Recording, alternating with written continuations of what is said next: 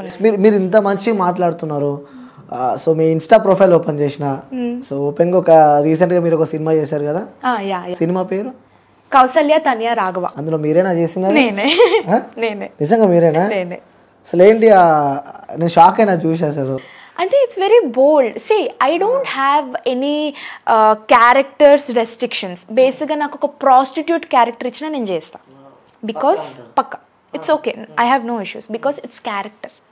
మనం ఆ క్యారెక్టర్ని ఎంత ఓన్ చేసుకుని దానికి ఎంత జీవం పోస్తున్నాం అనేది నేను బిలీవ్ చేస్తాను. ఆ క్యారెక్టర్ ఇంపార్టెంట్ కాదు నాకు, అది నేను నిలబెట్టానా అంటే డైరెక్టర్కి ఒక విజన్ ఉంటుంది బేసిక్గా, ఇలా అనుకుంటున్నాము, ఇలా ఒక అమ్మాయి చెయ్యాలి అంటే పర్ఫెక్ట్గా విత్ షార్ట్స్ ఏమో అలా అనుకోరు, బట్ యా ఆ క్యారెక్టర్ జీవం పోయాలని అనుకుంటారు.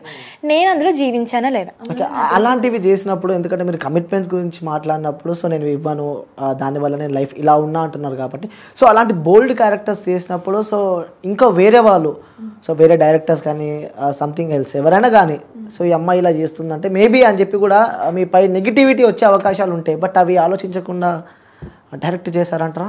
నెగిటివిటీ అని అంటే బేసిక్లీ ఆ క్యారెక్టర్ ఏంటంటే కొంచెం hot character. She a dentist. Basically ముందు డెంటిస్ట్ ఏదో అంటుండే, ఆమె పళ్ళు పీకుతుంది అనమాట, అంటే క్యావిటీస్ ఉన్నా లేదంటే నార్మల్ టీత్ ఏది ఉన్నా పీకుతుంది. సో ఆమెను చూసుకొని రిమైనింగ్ సొల్లు కార్చుకుంటారు అనమాట.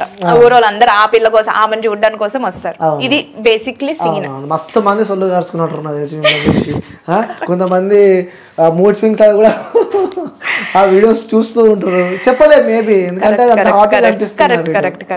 సో కొంచెం మూవీలో స్పైస్ యాడ్ చేద్దామని ఆ సీన్ యాడ్ చేశారు. యాక్చువల్లీ మూవీ మొత్తం అయిపోయాక లాస్ట్ సీన్ అది యాడ్ ఆన్ సీన్ నాది.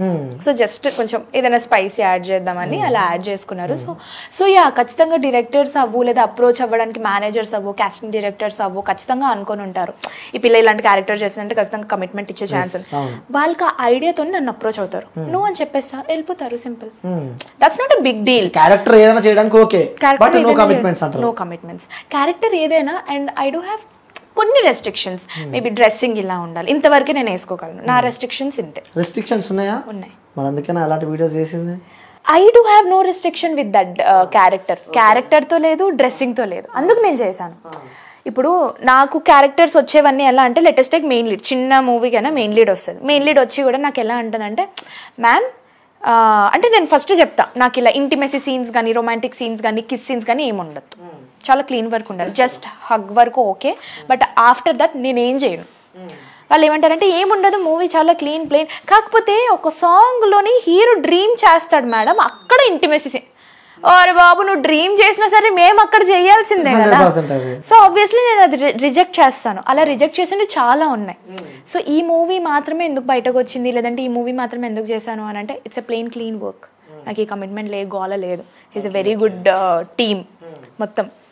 అండ్ క్యారెక్టర్ కూడా I felt like okay, I can do this, that's not wrong.